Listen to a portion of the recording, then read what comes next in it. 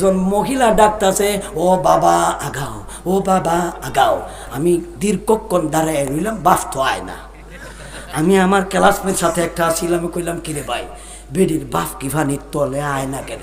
আমার একা তুমি একটা ব্যাক কল বেডতে এই কচ্ছফরে বাপ ডাহে। ও আমি তো বুঝছি না, এটা কোরআন কিতাব নাইতে ফাইতাম কই বুঝছি না তো। এখন বেডি ইটারে বাপ ডাকতেছে।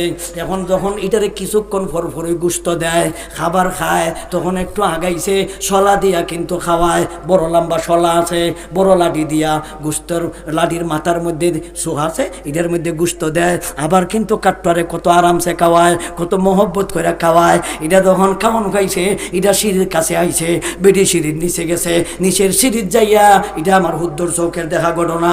এটা কিন্তু আমি একেবারে নিজের হুদ্দর চোখ দিয়ে দেখা কইতাছি ঘটনা, বুঝছেন।